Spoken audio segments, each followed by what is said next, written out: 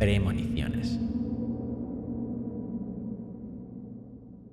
Hola Raptor, te envío esta historia sobre la extraña habilidad de un tío de mi padre.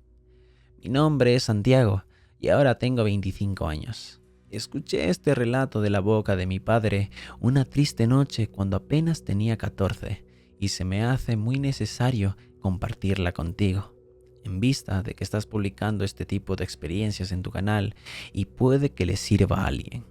Papá me contó que cuando él tenía apenas 10 años quedó huérfano, lo cual lo convirtió en un niño conflictivo que cargaba sobre sus hombros el peso de una tragedia temprana. Sus padres, mis abuelos, unas personas muy laboriosas, perdieron la vida en un fatídico accidente, dejándolo sumido en la oscuridad de la incertidumbre. Fue condenado a ser un huérfano en una edad en la que el mundo se muestra como un misterio insondable.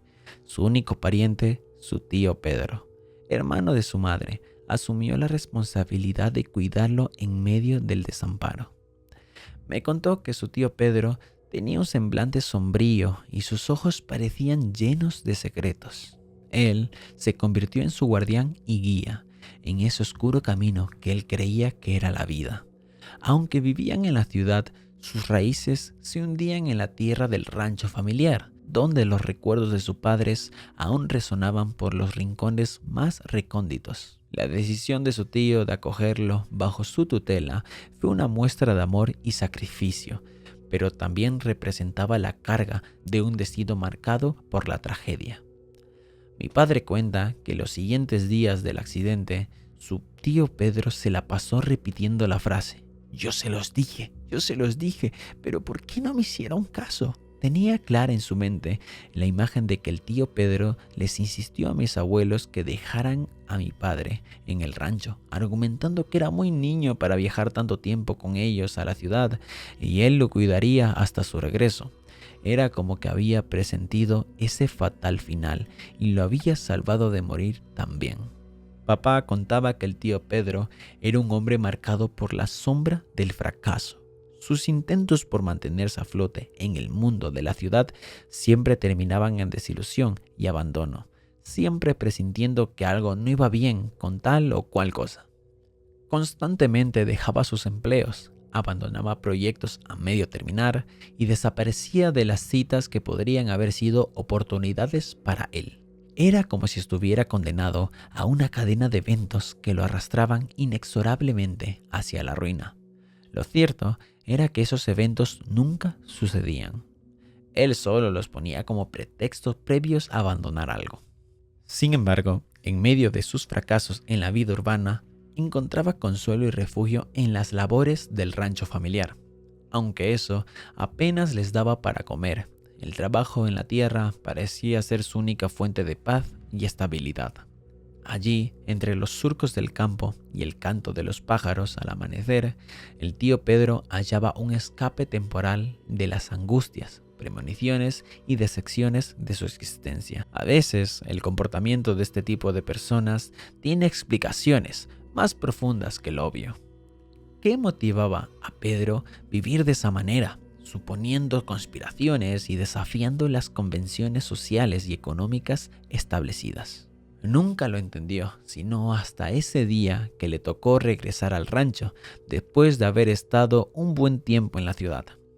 De entre las muchas oportunidades que le habían salido a su paso, en una ocasión el tío Pedro llevaba trabajando en una imprenta 3 semanas seguidas, y aunque le gustaba el trabajo y le pagaba muy bien, él ya le había dicho que suponía que algo andaba mal en ese taller y que, a lo mejor, pronto dejaría su puesto. Mi padre ya no le preguntó el porqué de esa decisión, ya estaba acostumbrado a su frecuente manera de boicotearse.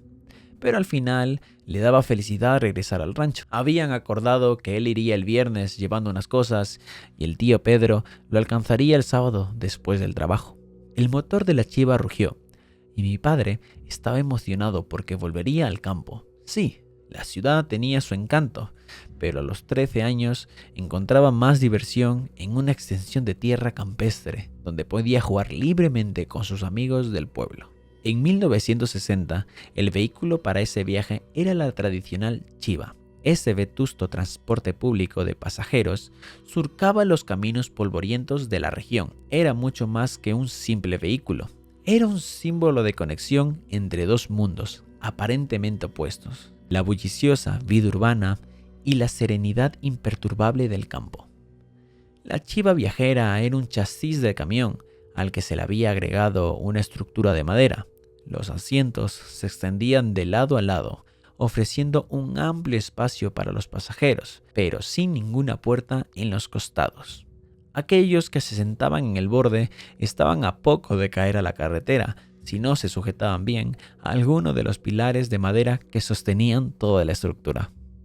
Cuando el conductor se disponía a partir, varios pasajeros le dijeron que parara, pues venía corriendo alguien desesperado hacia el vehículo. ¡Héctor! ¡Héctor!, escuchó un grito a mi padre. Era el tío Pedro, que a todo pulmón lo llamaba y corría hacia él, haciendo señas incomprensibles para que la chiva se detenga, hasta que lo logró y se subió por una de las puertas laterales.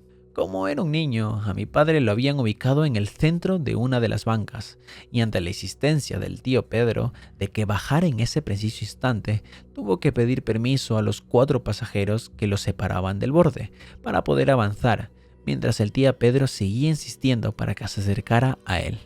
Cuando finalmente llegó al asiento del borde, el tío Pedro lo sujetó entre sus brazos y lo bajó del vehículo, prácticamente cargado. El conductor, evidentemente malhumorado, le advirtió que partiría y que debía subirse de inmediato, pero el tío Pedro le hizo una mala señal con el dedo y se fue sin hacerle caso. Mi padre dice que lo abrazó como si se acabara de regresar de un largo viaje. La verdad es que papá, además de desconcertado, estaba molesto, ya que el próximo autobús no saldría sino hasta el día siguiente, y para colmo, la carga para la hacienda estaba en el mismo transporte del que su tío lo había bajado. «No bajamos la carga, tío», le dijo papá. «No te preocupes, la carga llegará a la estación y alguien la recogerá por nosotros», dijo el tío Pedro, mientras le daba otro de sus abrazos extravagantes.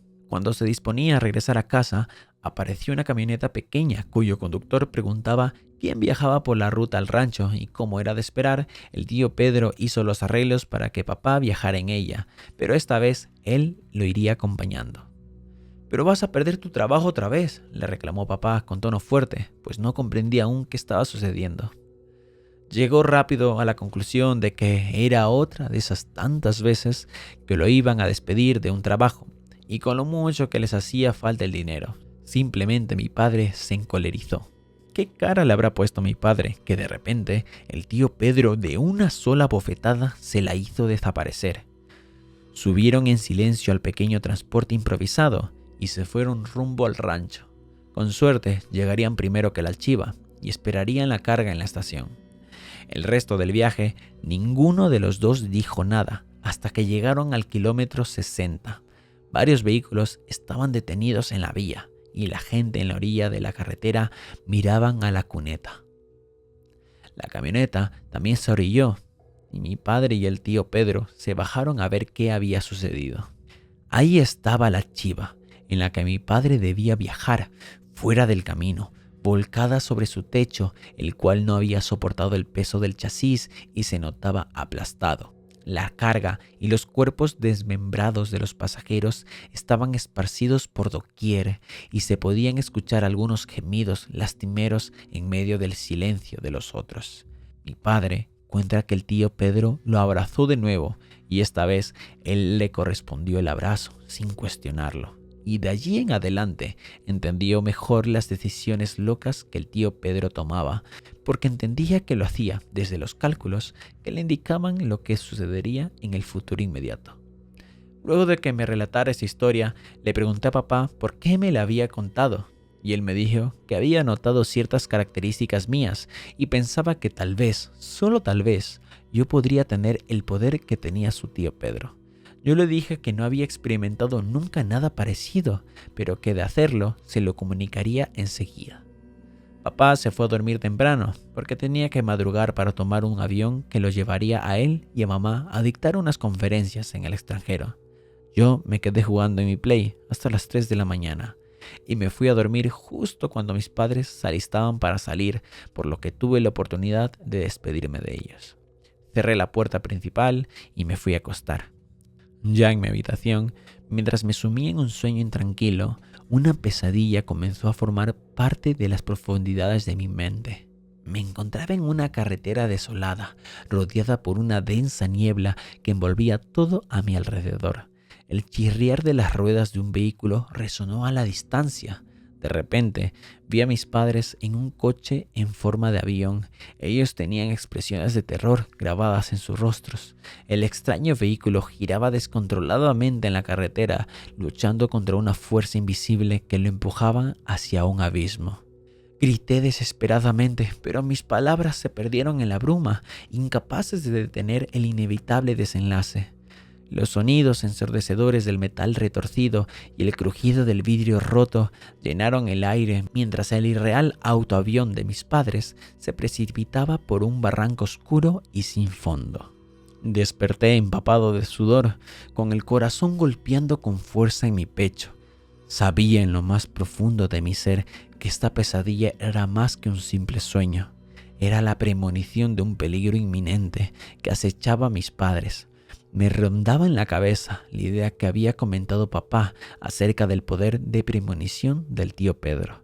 Me quedé despierto hasta poder ponerme en contacto con mis padres. Ellos llamarían en eso del mediodía cuando llegaran al aeropuerto y dispongan señal telefónica. En la noticia de las 11 escuché el reporte de un accidente de aviación. El vuelo 367 de Air Columbus se había estrellado intentando aterrizar de emergencia en una carretera cerca de su destino. Mi mundo acabó en ese instante. Si solo me hubiera ido a dormir antes y lo hubiera podido advertir a ellos. Las premoniciones del tío Pedro, aquella habilidad que él tenía, ahora empezaron a llegar a mí a través de sueños, y eso me sucede hasta el día de hoy. He superado el mal momento de perder a mis padres y me he adaptado a medida que puedo a saber ciertas cosas del futuro inmediato, aunque te confieso que hay ocasiones en que no me gusta tener ese don.